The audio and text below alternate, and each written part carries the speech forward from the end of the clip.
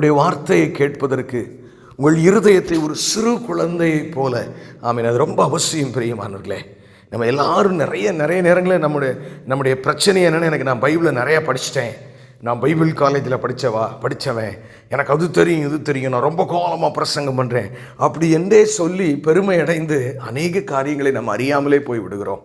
ஆகவே நம்மளை தாழ்த்துவோம் தேவ சமூகத்தில். ஆண்டவரே, இன்று இந்த ஓய்வு நாளிலே என்னோடு கூட நீர் பேசும்படியாய் அழைக்கிறேன் ஆண்டவரே என்று சொல்லி நாம் அழைப்போமா? ஜெபிப்போம். எங்களை நேசிக்கிற நல்ல தகப்பனே, இந்த நாளுக்காக நன்றி செலுத்துகிறோம்.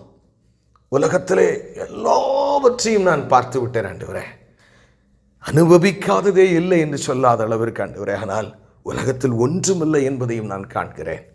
உம்முடைய வருகைக்காக ஆண்டவரே ஒரு குடும்பமாய் நாங்கள் காத்திருக்கிறோம்.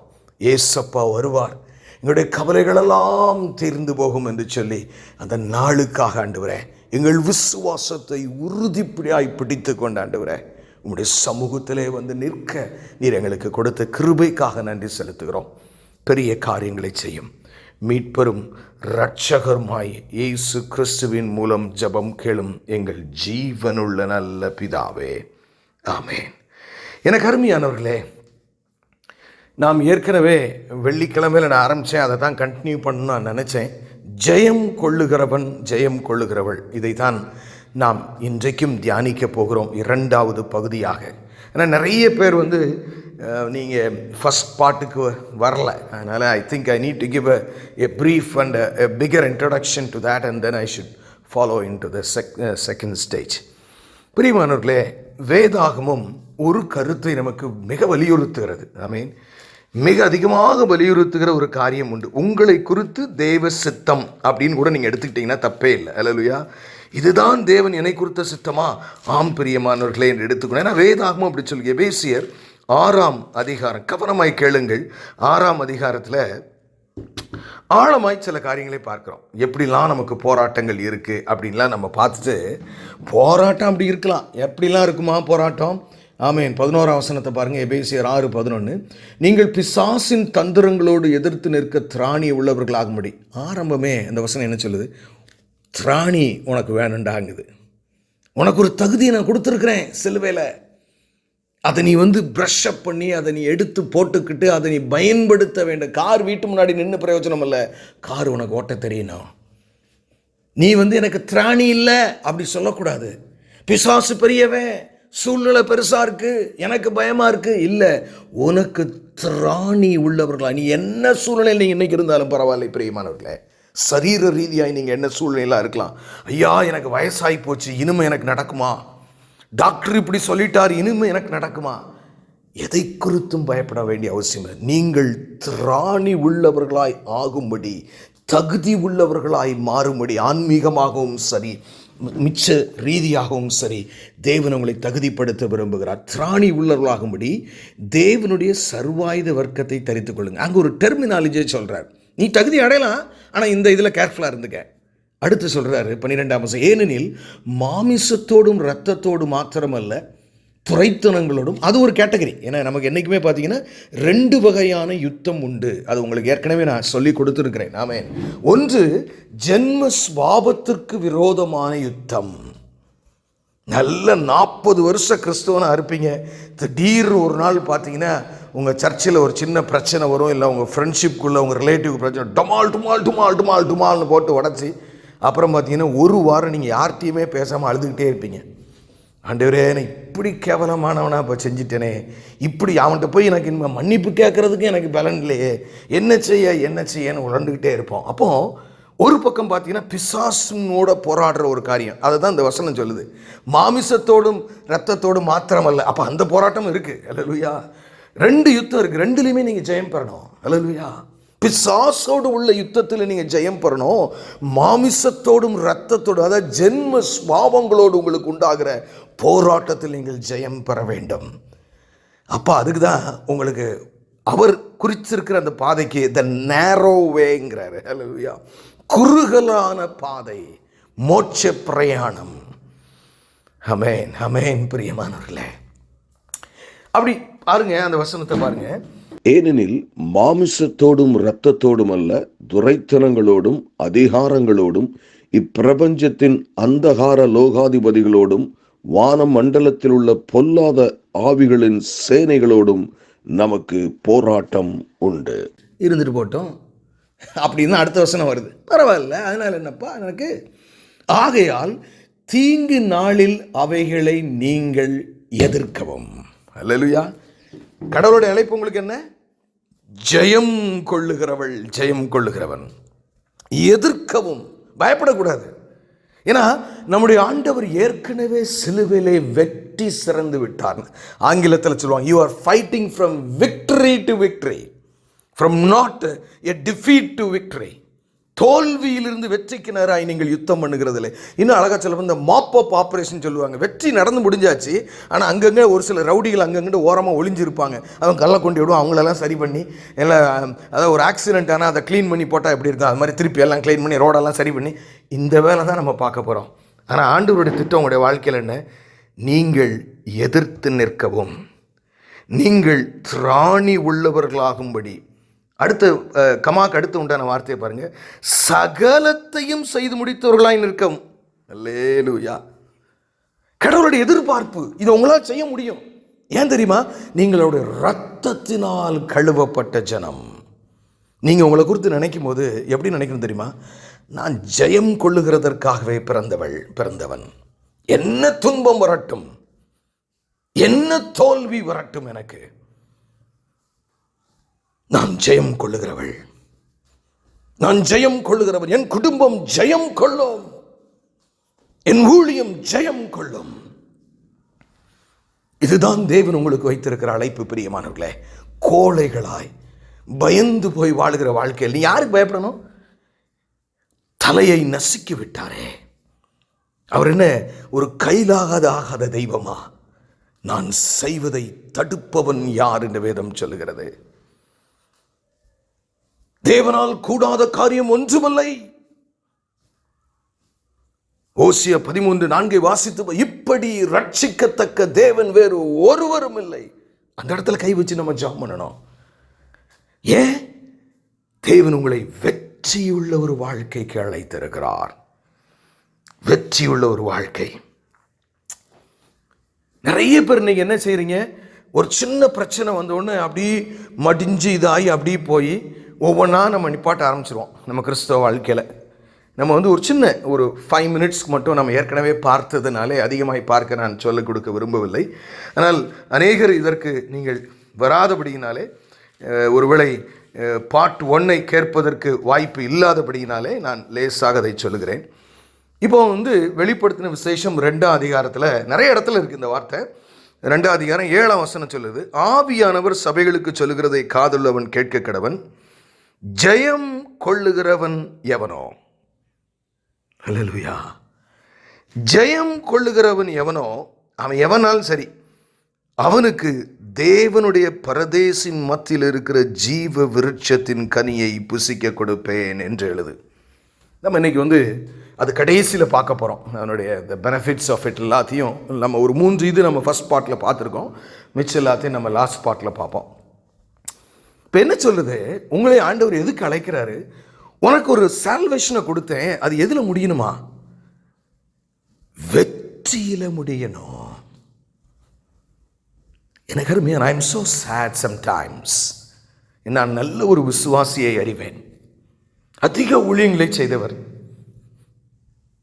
என்னிடத்தில் என் குடும்பத்திற்குள்ளே வந்தெல்லாம், நீங்கள் அந்த மாதிரி மருந்து சாப்பிடக்கூடாது, இந்த மாதிரி மருந்து சாப்பிடக்கூடாது, நீங்கள் இதுக்கெல்லாம் ஒன்லி ப்ரேயரில் தான் இருக்கணும், அப்படி இப்படிலாம் சொன்ன ஒரு நபர் காலங்கள் மாறி சில உபத்திரவங்கள் மாறி வரும்பொழுது கடைசியிலே அவருடைய நிலைமை, ட்ரெயினில் போய் ஒரு விசுவாசி ஊழியம் செய்த மனிதன் தன்னையே மாய்த்து கொண்டார். He committed suicide.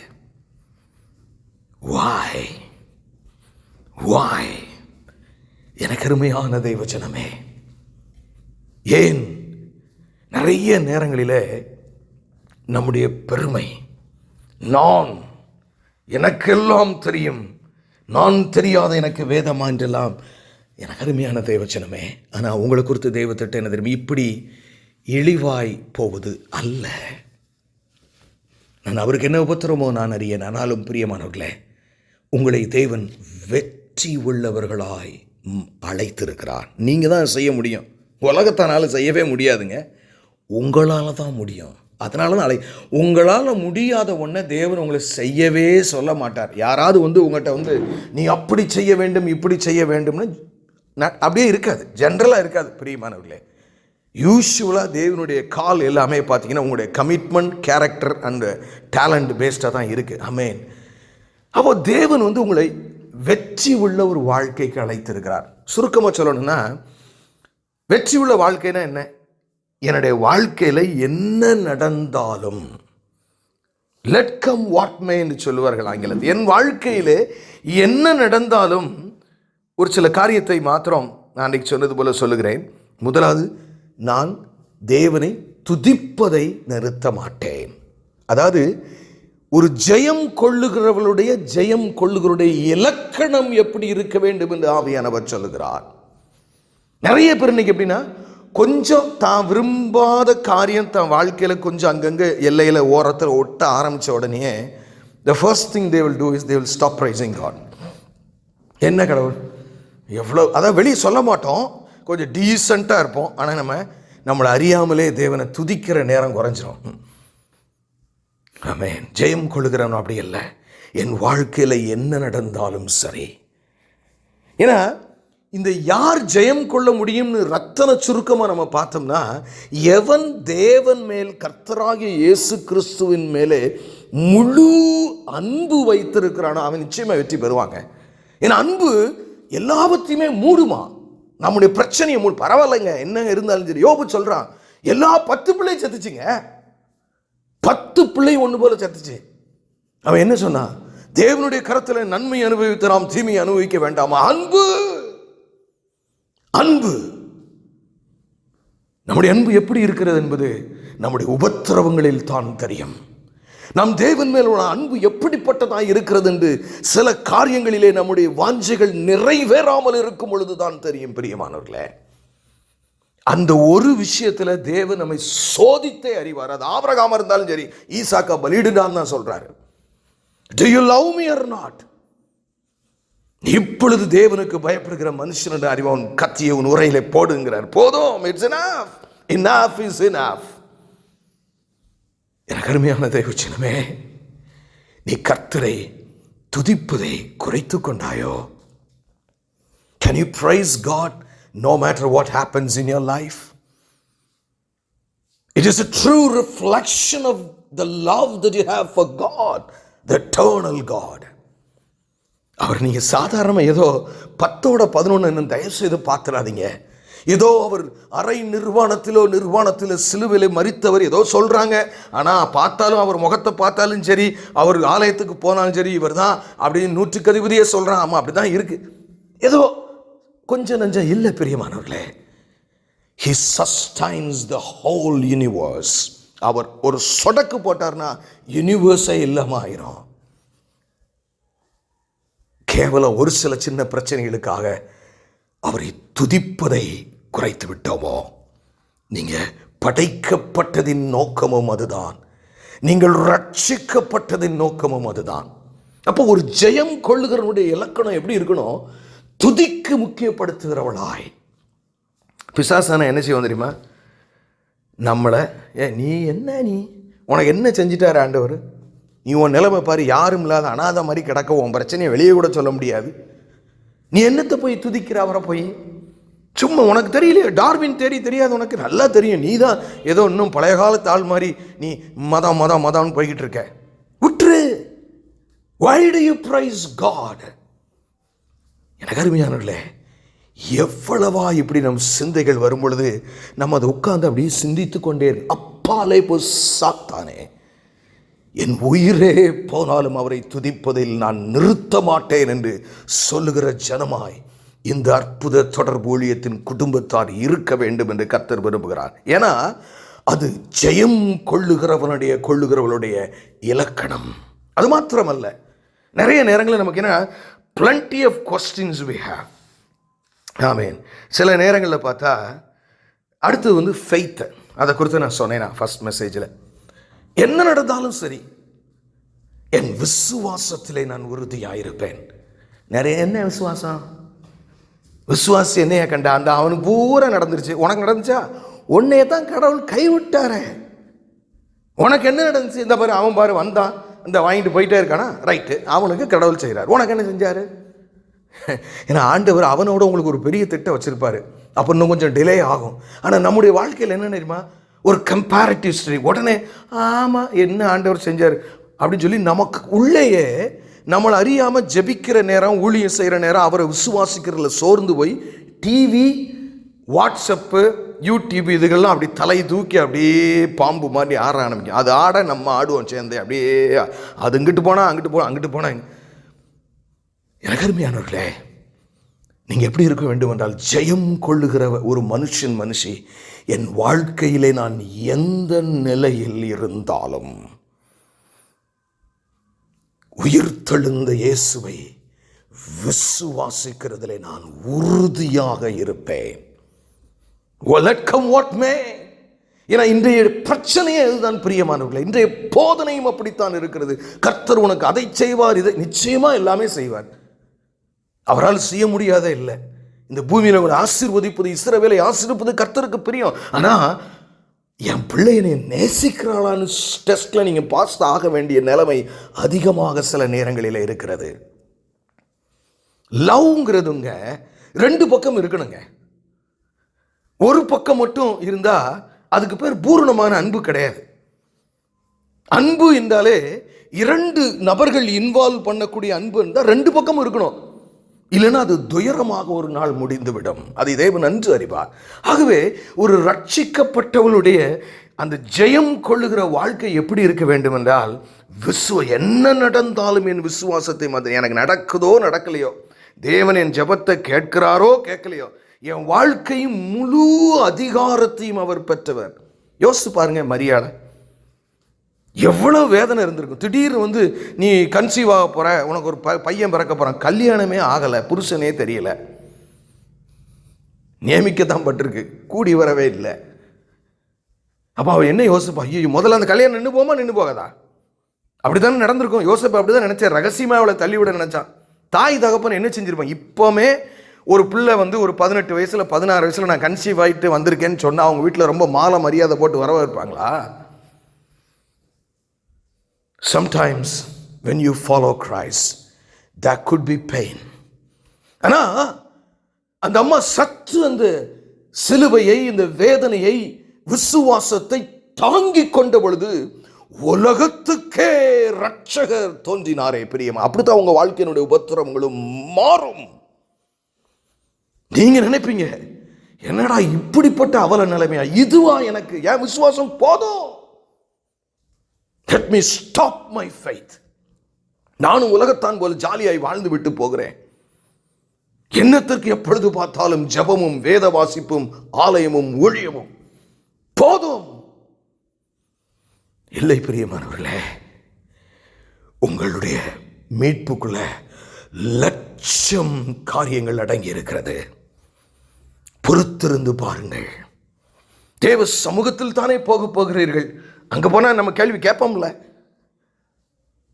நிறைய உபத்திரவம்.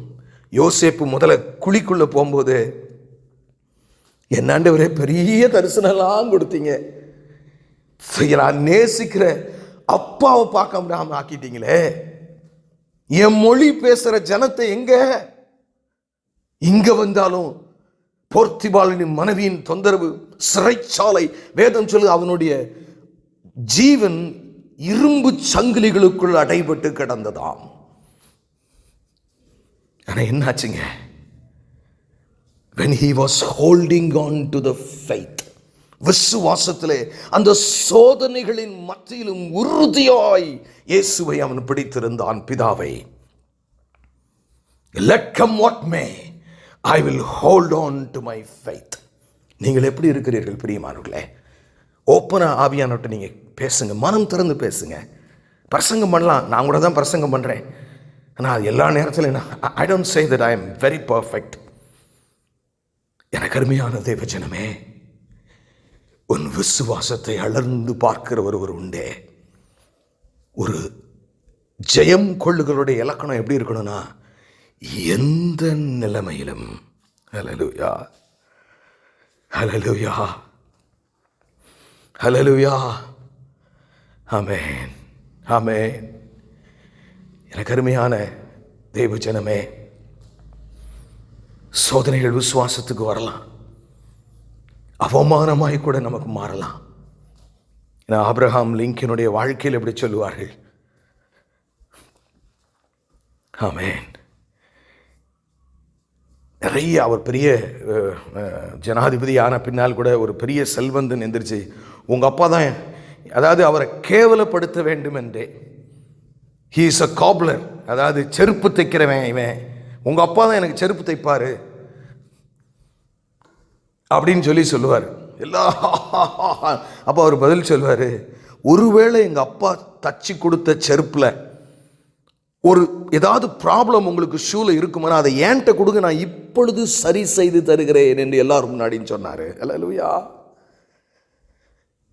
நம்மளாம் அது ஒரு இன்சல்ட்டாக எடுத்து விசுவாசத்தை விட்டே போய்விடுவோம். Why problems are coming to me? விசுவாசத்தில் தயவு செய்து சொல்றேன், இந்த விசுவாசம் தான் உங்களை ரட்சிக்கும். உங்களை ரட்சிப்பதே கர்த்தராகிய இயேசு கிறிஸ்துவின் மேல் அவரே குமாரன் என்று விசுவாசிக்கிறது தான். அந்த வசனத்தை நான் இன்னும் சில நிமிடங்களில் வாசித்து காட்டுவேன். Hold on to your faith. இந்த உலகம் அழிந்து போகும் பிரியமானவர்களே. இதில் 100 வருஷத்துக்கு முன்பு வாழ்ந்த ஒருவர் கூட இப்பொழுது இல்லை. இன்னும் 100 வருஷம் கழித்து ஒருவன் கூட இருக்க போவதில்லை. மாயான உலகம். நம்மளே யோசித்து பாருங்க, எல்லாம் சத்தியம் தெரிஞ்சு இதெல்லாம் தெரிஞ்சது நமக்கு மட்டும்தான். ஆனால் நம்ம தான் உலகத்தான விட அதிகமாக கவலைப்படுறோம். யோசித்து பாருங்க, எத்தனை பேர் கடவுளை அறியாத ஜனம் கூட கடவுள் பார்த்து பாருங்க, நம்ம நம்ம நம்ம வேலையை பார்ப்போம்னு சொல்லி கூட இருக்கிறான். ஆனால் விசுவாசின்னு சொல்லிட்டு நமக்கு அந்த விசுவாசமே இல்லாத ஒரு லாங் ஃபேஸ்ட் கிறிஸ்டியன் பார்த்தாலே ஒரு சோகத்தின் உருவாகத்தான் இருப்போம். ஆமென் ஆமென். எனக்கு அருமையான தேவ ஜனமே, அதற்காக தேவன் சிலுவிலே மரித்தார். அப்போ அது மாத்திரமல்ல பிரியமானவர்களே, நம்முடைய அந்த ஜெயம் கொள்ளுகிற ஒரு மனுஷன் எப்படி இருக்கணுமா, ஆமென். அது மாத்திரமல்ல, நம்முடைய பரிசுத்தம்.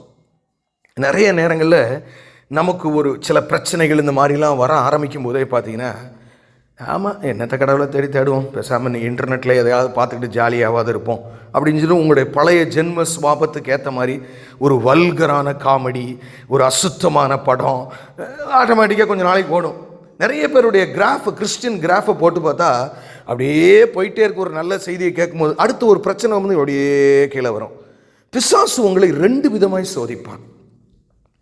முதல்ல உங்களுக்கு சோதனையின் மேல் சோதனையை கொடுத்து பார்ப்போம். நீங்கள் உறுதியாக ஆண்டவர் மேலே அன்போடு விசுவாசத்தோடு இருந்தீங்கன்னா அவன் பிளான் பிக்கு மாறிடுவான், அள்ளி கொடுப்பான். இயேசுகிட்ட 2யுமே செஞ்சு பார்த்தான் இல்லையா? நீ என்னை வணங்கிக்க, இந்த உலகத்தை பூரா நான் உனக்கு கொடுத்துட்றேன். 10 வீடு 50 காரு ஏரோப்ளைன் கூட வச்சுக்கிற அளவு கொடுப்பான். ஏன்னா அப்படி இப்போ உண்மையிலே சொல்கிறேன், இப்போ நம்ம இந்த இணைப்பில் வந்திருக்கோம்ல, நம்ம எல்லாருக்கும் வந்து கடவுளாக தான் ஒருவேளை நிறைய இதை வித்தேல்டு பண்ணி வச்சுருக்கிறான்னு எனக்கு தெரியல. ஏன்னா நம்ம எல்லாத்துக்கும் 1000 கோடியை நாளைக்கே கிடைக்குதுன்னு வைங்களேன். நாளை கழித்து இந்த லைனில் யாராவது வருவீங்களான்னா உங்களுக்கே தெரியும், யாரும் வரமாட்டோம். எல்லாருக்கும் இந்த 1000 கோடியை எப்படி பெருக்கிறது, எப்படி அதுக்கு வாட்ச்மேன் போடுறது, என்ன செய்கிறது, அடுத்து என்ன கார் வாங்குறது, என்ன நகை வாங்குறது, என்ன சேலை 2 லட்சம் ரூபாய்க்கு எடுப்பது, என்ன கோட்டை அதில் கோல்டன் பட்டனை வச்சு எப்படி போடுற, அப்படி வந்துடுவோம். ஏன்னா the plan A is in a way better but the plan B is terrible. ஒரு செல்வந்தன் அமெரிக்காவில் படித்த, why God has cursed me with so much of wealth. எனக்கு அருமையான தேவஜனமே, பரிசுத்தம் பரிசுத்தம்.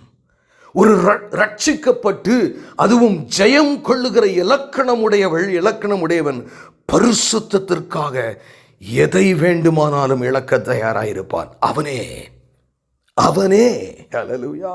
அது மாத்திரமல்ல பிரியமானவர்களே, இப்போ அடுத்து பார்த்தீங்கன்னா நமக்கு வந்து என கீழ்ப்படுகிற காரியம். ஜென்ரலாக பார்த்தீங்கன்னா கொஞ்சம் பிரச்சனை அப்படி வரும்போதே, ஆமாம் என்னத்தை இயேசு கிறிஸ்துவுக்கு கீழ்ப்படிஞ்சு அதை செஞ்சு நானும் ஒரு மாதமாக தான் உண்மையாக இருந்து பார்த்தேன், நல்லா ஜெபமனை பார்த்தேன், ஜெபமனை பிரச்சனை தான் கூட வருது, நம்ம வாழ்வோம் நம்ம இஷ்டத்துக்கு, எந்த தெய்வ பயம் இல்லாமல் வேத வசனம் இப்படி சொல்லுதே, நம்ம இப்படி பேசுகிறோமே, இப்படி சிந்திக்கிறோமே, எதை பற்றியும் கவலைப்படுறதே இல்லை. உலகத்தானும் பார்த்தீங்கன்னா சூழ்நிலை அவனுக்கு அந்த நேரம் என்ன எமோஷ்னலாக தான் எண்ணத்தில் இருக்கோ அதுபடி தான் வாழ்வான். இன்றைக்கி அநேக விசுவாசிகளும் அப்படித்தான் இருக்கிறார்கள். நான் ஆண்டவரை ஏற்றுக்கொண்ட பிள்ளை, நான் ஜெயம் கொள்ளுகிறதற்காக தேவன் நம்பி எனக்கு ஒரு ரட்சிப்பை இலவசமாக எனக்கு கொடுத்திருக்கிறார், நான் எப்படி வாழ வேண்டும். அப்போ ஒரு ரட்சிப்பின் இலக்கணம் என்னன்னா, அடுத்த விஷயம் கீழ்ப்படிதல். வசனத்தின்படி கீழ்ப்படிந்து வாழுகிறதுக்கு நிறைய சேலஞ்ச் வரும் லைஃப்பில். அப்போ ஒரு ரட்சிக்க, அதாவது வெற்றி சிறக்கிற அந்த ஓவர் கம்மர், அவனுடைய இலக்கணம் என்ன தெரியுமா? எந்த நிலைமையில் இருந்தாலும் எனக்கு என்ன நடக்குன்னு எனக்கு பிரச்சனை இல்லைங்க, நான் அவர் சொல்கிற வசனத்தின்படி தான் நான் வாழுவேன். எனக்கு உயர்வு வராமல் போகலாம், ப்ரமோஷன் வராமல் போகலாம், இதனால தாழ்வு உண்டாகலாம், மேன்மையை நான் இழக்கலாம், ஆனால் அவருடைய வசனத்தின்படியே நான் வாழுவேன். இயேசு கிறிஸ்துவுக்கு அந்த உபத்திரவம் வந்தது பிரியமானவர்களே. அநியாயமாய் அவர் சிலுவைக்கு அனுப்பப்பட்டார். அவர் கதறாரு, 3 தடவை கதறாரு, பிதாவே உமக்கு சித்தமானால் இந்த பாத்திரம் என்னை விட்டு நீங்கிட்டு, ஆயினும் என் சித்தத்தின்படி அல்ல உம்முடைய சித்தத்தின்படியே ஆக கடவுது. நல்லா யோசிங்களேன், எத்தனை பேர் இந்த லைனில் இந்த வார்த்தையை கேட்டுக்கொண்டிருக்கிற நீங்கள் ஒவ்வொரு தடவை ஜெபிக்கும் பொழுதும் உள்ளத்தின் ஆழத்திலிருந்து நீங்கள் கேட்குற காரியத்துக்கு, ஆண்டவரே என் சித்தத்தின்படி இல்லை உம்முடைய சித்தத்தின்படி ஆக கடவுள் ஜெபிக்க நம்மளால முடியாதுங்க. இன்னைக்கு we are not able to pray that way. எத்தனை பேர் நீங்கள் அப்படி ஜெபித்து பார்த்திருக்கிறீர்கள்? It is not my will but yours, let it happen.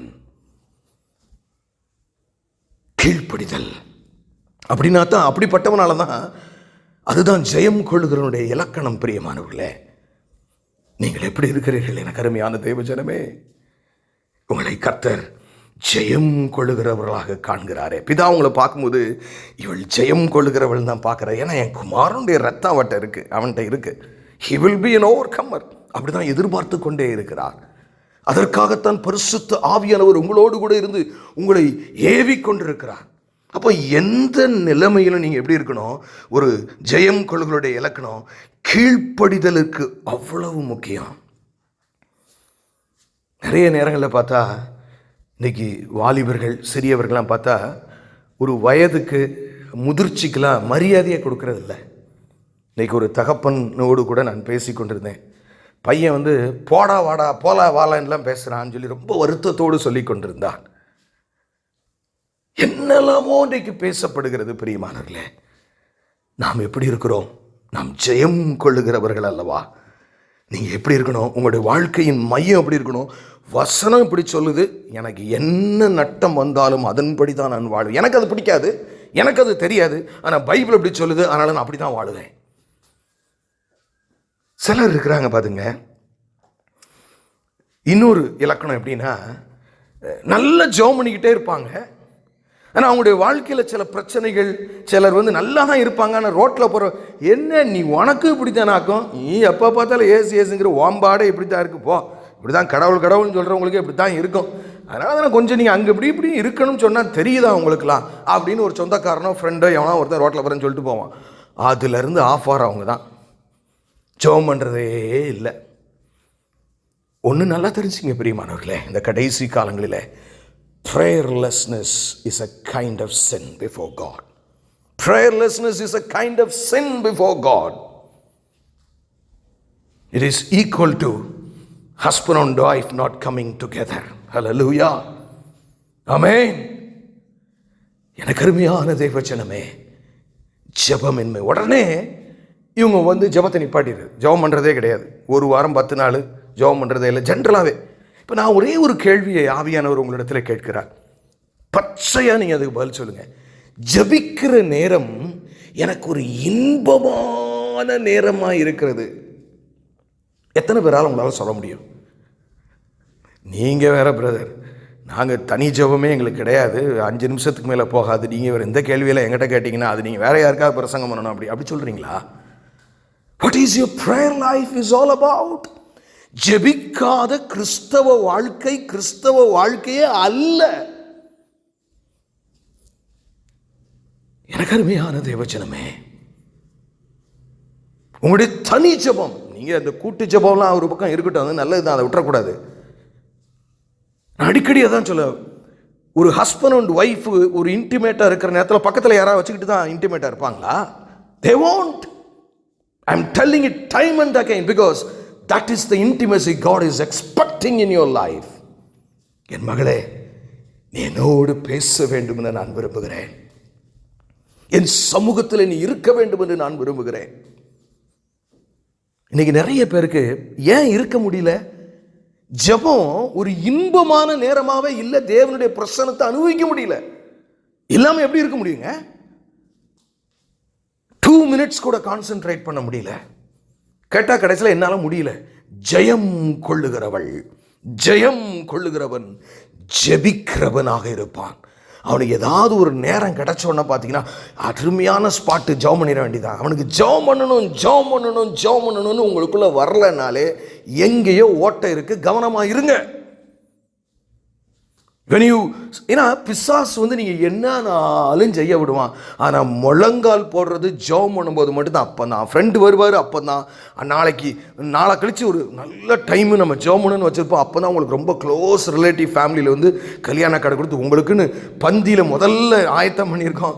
நீங்கள் இல்லாமல் ஒன்றும் நீங்கள் தான் கேக்கே கட் பண்ணுறீங்கன்னு இங்கே ப்ரேயரை அதோட இன்றைக்கி அப்படி தானே இருக்குது பிரியமானங்களே. யோசிங்க, ஒரு காஃபி போடுற வேலை இருந்தாலும் ஜெபத்தை நம்ம சாக்ரிஃபைஸ் பண்ணிடுவோம். ஒரு சின்ன மார்க்கெட் போகிறதுல வேலை இருந்தாலும், ஒரு கத்திரிக்காவை கழுவுறக்கூடிய வேலை இருந்தால் கூட ஊழியம் என்னால் முடியும், எனக்கு வீட்டில் கத்திரிக்காய் கழுவ வேண்டி இருக்குதுங்க. This is not a reflection of love. ஒரு வாலிபனும் வாலிபி சகோதரியும் ஒருவர் நேசிக்கும் போது 5 மணி நேரம் 6 மணி நேரம் போனாலும் அவங்களுக்கு நேரம் போகிறதே தெரியாமா? ஏன்னா இன்றைக்கு நாம் ஜெபத்தில் குறைவுள்ளவர்களாய் காணப்படுகிறோம். அது மாத்திரமல்ல பிரியமானவர்களே, நிறைய பேருக்கு பார்த்த ஜெயங்கொள்வருடைய இலக்கணத்தை நான் சொல்லிக்கொண்டே வருகிறேன். எனக்கு அப்பா கற்றுக் கொடுத்தது நான் உங்களுக்கு சொல்கிறேன். நீங்கள் தியானிக்கும் பொழுது வேறு விதமாக கூட வரலாம். எல்லாம் நல்லா தான் போயிட்டு இருக்கோம். ஒரு சின்ன பிரச்சனைன்னு வந்த உடனே முதல்ல ஸ்டாப் பண்ணுறது தெரியுமா? ஊழியத்தை.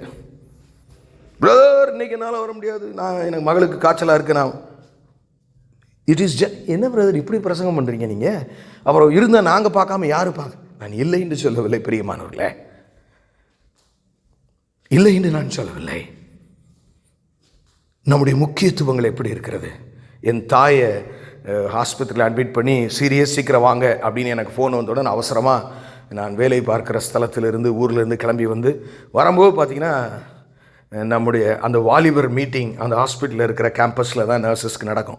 First I went and preach that I completed my sermon, my ministry to the Lord. Then I went to see my mother. நான் என்னை பெருமையாக சொல்லவில்லை, நீங்களும் இப்படி வாழ வேண்டும் என்று உங்களுக்கு சொல்லுகிறேன். இன்னைக்கு நிறைய நேரங்களில் அப்படித்தான் இருக்கிறது. கடவுளுடைய காரியம் எல்லாம் ஃப்ரீயாக இருந்து கால் மேலே கால் போட்டு, அப்பவும் எனக்கு டிவியில் ஒரு நல்ல ப்ரோக்ராம் நான் விரும்புகிற இது வரலன்னா பார்ப்போம் ஏதாவது இருந்தா. அதாவது you keep God as the last resort, yet you want God to help you in the first place. கடவுளை கடைசியாக வச்சு பார்த்துட்டு உபத்திர வரம்பை மட்டும் முதல்ல உதவணும்னா அது நடக்காதா? அவர் God is a sensitive God. அன்புள்ள தேவன் தான், இரக்கமுள்ள தேவன் தான். Is a very sensitive God. என் மகிமையை நான் வேறு ஒருவருக்கும் கொடேன். அப்போ ஒரு ஜெயம் கொள்ளுடைய இலக்கணம் எப்படி இருக்கணும் தெரியுமா? He gives priority to God's ministry. God's ministry. அது மாத்திரமல்ல பிரியமானவர்களே, நான் முதல்ல உங்களுக்கு அந்த ப்ரைஸை பற்றி சொன்னேன். நான் கடைசியை சொல்கிறேன்.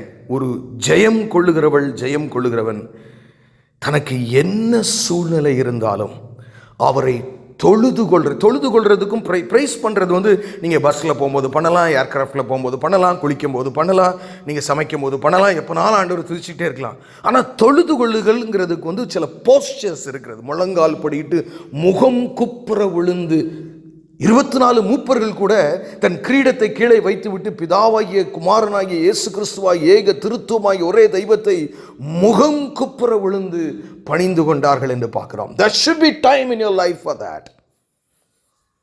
தொழுது கொள்ளுகிறதற்கு நேரம் இருக்க வேண்டும். அவன்தான் ஜெயம் கொள்ளுகிற இலக்கணம் உடையவன். அப்ப என்ன தெரியுமா பிசாசு, சும்மாரப்பா போட்டுக்கிட்டு எவ்வளோ விஷயம் இருக்குது தெரியாதா உனக்கு? டார்வின்ஸ் தியரி தெரியாதா? அந்த தியரி தெரியாதா? இந்த தியரி தெரியாதா? பிசாசு எல்லாத்தையும் அவங்கெல்லாம் பாரு, அந்த யூனிவர்சிட்டியில் அப்படி படித்து வந்தவனே கடவுள் இல்லைங்கிறான். நீ புதுசு என்னமோ கடவுள்னு சொல்லிட்டு உனக்கு என்ன கடவுளை தேடி உனக்கு என்ன நடந்துச்சு சொல்லு? கடவுளை தேடி உனக்கு என்னப்பா நடந்துச்சு? ஏன்னா நம்முடைய ஆசை ஒரு பெரிய லிஸ்ட்டு நிறைவேறாமலே கூட இருந்திருக்கும். ஏமாந்துடாதீங்க பிரியமானவர்களே, அப்படித்தான் சத்துரு வருவான். நம்ம சொல்லணும், இல்லை, எனக்கு என்ன நேர்ந்தாலும் சரி அவரை முகம் குப்புற விழுந்து தொழுது கொள்ளுகிறதிலே நான் அந்த நேரத்தில் எனக்கு என்ன சூழ்நிலை இருந்தாலும் நான் அதை செய்வேன். தானியேல் எப்படி செஞ்சான்? ஏன்னா அவனுக்கு நல்லாவே தெரியும். ஒருவேளை அவனுக்கு தெரிஞ்சு கையெழுத்து போட்டு தான் அந்த பிரகடனமே போயிருக்கலாம், நமக்கு தெரியாது. ஆனால் அங்கே அவனுக்கு தெரிஞ்ச மாதிரி அப்படி சூழ்நிலைகள் இல்லை. பட் இருந்தாலும் எல்லாரும் இந்த அவனை பிடிக்கிறது தான் அதே செய்கிறாங்க. இவன் கரெக்டாக 3 நேரம் எருசலேமை நோக்கி தொழுது கொள்ள எதையுமே கண்டுக்கல. சன்னலை திறந்தான், எல்லாரும் பாருங்கடா, என்னை கொண்டு எங்கடா போடுவீங்க? சிங்க கப்பில் என்னடா போடுவீங்க? சிங்கம் தான் என்னடா திங்கம்? என் தேவனை தொழுது கொள்ளுகிற விஷயத்தில் சிங்கம் என்னை தின்றாலும் பரவாயில்லை, அவரை நான் தொழுது கொண்டே திருவேன். ஆபிரகாம், ஈசாக்கு, யாக்கோபினுடைய தேவன் நாமம் உயர்ந்திருப்பதாக என்று அவன் சொன்னான். நம்ம அந்த ஸ்டேஜில் இருந்து சொல்கிறோம், எல்லாம் பிரசங்கம்லாம் நல்லா தான் இருக்கு. அந்த நேரத்தில் ஐயோ ஆண்டவரே, நான் கதவை பூட்டிக்கிட்டு இப்போ தான் எங்கேயாவது காட்டுக்குள்ளே ஓடிக்கிட்டு இருப்போம். தானியேல் அதை பற்றி கவலையே படலை. தொழுது கொள்ளுதல் அதுதான் வெற்றியுள்ள ஒரு கிறிஸ்தவ வாழ்க்கை நடைய. இந்த பிரின்சிபலில் வாழணுங்க. சூழ்நிலைப்படியே அப்படி கவுந்து வளர்ந்து நம்ம அப்படி போகக்கூடாது. ஏன்னா 2 காரியங்களை நான் நீங்கள் ஜெயம் கொள்றவங்களா இருக்கிறவங்களை குறித்து ஒரு ஓவரால் ஒரு ரைட்டப் கொடுத்துருக்கிறேன். ஏன் இப்படி நம்ம சொல்கிறோம் அப்படிங்கிறத குறித்து ஒரு 2 வசனங்களை நான் மீண்டும் வாசித்து, ஒருவேளை நான் உங்களுக்கு முதல்ல கேட்டவங்களுக்கு ஒருவேளை திருப்பியும் அது கேட்டது போல இருக்கலாம். பட் புதிதாக வந்திருப்பவர்களின் மனதில் கொண்டு நான் அதை செய்கிறேன். யோவான் 16ஆம் அதிகாரம் 33ஆம் வசனம். என்னிடத்தில் உங்களுக்கு சமாதானம் உண்டாயிருக்கும் பொருட்டு இவைகளை உங்களுக்கு சொன்னேன். உலகத்தில் உங்களுக்கு உபத்திரவம் உண்டு. எப்படி? உலகத்தில் உங்களுக்கு உபத்திரவம் உண்டு, ஆனாலும் திடன் கொள்ளுங்கள், நான் உலகத்தை ஜெயித்தேன். அவர் ஜெயிச்சிட்டாரா? அவர் சொல்றடே, நீ ஏன் பிள்ளைடா சொல்லுவாங்கல்ல, அப்பன் 1 அடி பாய்ந்தா பிள்ளை 16 அடி பாயுமா? எதிர்பார்க்க மாட்டாரா என்ன ஆண்டவர்? நீங்கள் ஜெயம் கொள்ள வேண்டும் என்று ஆண்டவர் விரும்புகிறார். ஆமென், ஆமென். எந்த மாற்றமும் இல்லைங்க. ஏன்னா 1 யோவான் 5ஆம் அதிகாரத்தில் 4-5 வசனங்கள் என்று நான் நினைக்கிறேன். அதை வாசித்து பார்ப்போமா? 1 யோவான் 5ஆம் அதிகாரம் 4-5. எப்போ யாரெல்லாம் அந்த ஜெயம் கொள்ளுகிறவர்களாக மாற முடியும் பாருங்க. தேவனால் பிறந்ததெல்லாம் உலகத்தை ஜெயிக்கும். அப்படின்னு என்ன அர்த்தம்? நீங்கள் தான் உலகத்தை ஜெயிக்க முடியும். நீ கொஞ்சம் மட்டும் உன் பிரின்சிபல்ஸ் இதை கொஞ்சம் கேர்ஃபுல்லாக மட்டும் இரு. பிசாசு பேசுறதுக்கெல்லாம் நீ கவலையே படாத. ஏசு அப்படி தான் செஞ்சார். பேதுரு வைராக்கியமாக சொன்னோம், நீங்கள் எப்படி போய் மறிக்கலாம்? நாங்களாம் உங்களை பின்பற்றி வந்துகிட்டு இருக்கோம், நீங்கள் பாட்டுக்கு போய் மறிக்க போகிறேன், சாக போகிறேன் அப்படி இப்படின்னு சொன்னீங்கன்னா என்ன அர்த்தம் இருக்குன்னா, அப்பாலே போ சாத்தானே என்னாரு. நீ தேவனுக்கு ஏற்றபடி சிந்திக்கவில்லை, மனுஷனுக்கு ஏற்றபடி சிந்திக்கிறாய். நீங்கள் எப்படிங்க சிந்திக்கிறீங்க? அப்போ நல்லா தெரிஞ்சுக்கங்க, உங்களால் மட்டும்தான் அந்த ஜெயத்தை எடுக்க முடியும். அதனால தான் உங்களுக்கு எழுதுறாரு, சொல்கிறார். உங்களாலே செய்ய முடியாதவனு சொல்லவே மாட்டார். தேவனால் பிறப்பதெல்லாம் உலகத்தை ஜெயிக்கும். நம்முடைய விசுவாசமே உலகத்தை ஜெயிக்கிற ஜெயம். ஹல்லேலூயா. பார்த்தீங்களா? ஆண்டவர் மேலுள்ள விசுவாசம். அப்பா சொன்னா மறந்துடலாம். அப்புறம் நீங்கள் அதுக்கு ரொம்ப ஜெம்மன விட கூட வேண்டிய அவசியம் இல்லை. எனக்கு தெரிஞ்சு once God has said something, you can even stop praying and you can pray for other things. To that extent you should believe in the word of God. The word. யாரு? இயேசு. அவரே வார்த்தை. அப்ப பாருங்க, விசுவாசம்தான் உலகத்தை ஜெயிக்கிற ஜெயம். இன்னொரு வசனத்தையும் சொல்லி நான் உங்களுக்கு முடிக்க விரும்புகிறேன்.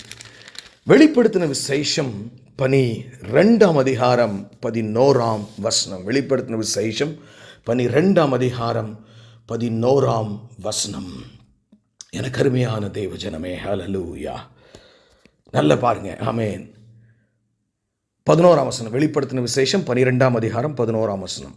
மரணம் நேரிடுகிறதாயிருந்தாலும் அதற்கு தப்பும்படி தங்கள் ஜீவனையும் பாராமல். 3 பாயிண்ட் இருக்குங்க இங்க. முதல் பாயிண்ட் என்ன சொல்லுது வேதாகமோ? அதாவது தனக்கு மரணம் வர்ற ஸ்டேஜா இருந்தாலும் அதுக்கு முக்கியத்துவம் கொடுத்து தப்பிச்சு ஓடாம தன் ஜீவனையும் பாராமல். அப்படின்னா எனக்கு மரணமே வந்தாலும் சரி, நம்ம இப்ப கேட்டோம்ல ஒரு லிஸ்ட், இதில் நான் உறுதியாக இருப்பேன். I will hold on to this. எவ்வளவு உறுதியாக இருக்க வேண்டும். மரணமே வந்தாலும் சரி, ஏன் எனக்கு மரணம் வர்ற மாதிரி நீ கண்டிஷன்ல என்னை வச்சிருக்கிறீரு அப்படி கேட்கறது அல்ல. மரணமே நேரிடுகிறதா இருந்தாலும் அதற்கு தப்பும்படி தங்கள் ஜீவனையும் பாராமல். ஆண்டவர் தான் எனக்கு முக்கியம், அவருடைய வார்த்தை தான் முக்கியம், அவர் மேலுள்ள அன்பு தான் எனக்கு முக்கியம். எனக்கு என்னுடைய பர்சனல் டிசைர்ஸ் எல்லாம் ரெண்டாவது தான் எனக்கு. அவர் எனக்கு இப்படி சித்தம் கொள்ளுவாரானால் என் டிசைர் எப்படி இருந்தாலும் அதனால் பரவாயில்லை என்று சொல்லுகிற அளவிற்கு பிரியமானவர்களே, I am talking something a higher Christianity. ரெண்டாவது காரியம், ஆட்டுக்குட்டியின் இரத்தத்தினாலும். அதான் முதல் காரியம், மரணம் நேரிடுகிறதா இருந்தாலும் அதற்கு தப்பும்படி தங்கள் ஜீவனையும் பாராமல் அவருக்காக வாழ்கிறது. எனக்கு அதெல்லாம் பெருசு இல்லைங்க, எனக்கு எங்கள் ஏசப்பா தாங்க முக்கியம் எனக்கு. அடுத்துங்கன்னா, ஆட்டுக்குட்டியானவரின் இரத்தத்தினால். நீங்கள் எதுக்குள்ளே இருக்கீங்க? ஆட்டுக்குட்டியானவரின் இரத்தத்துக்குள்ளே இருக்கீங்க. அது முதல்ல விசுவாசிங்க.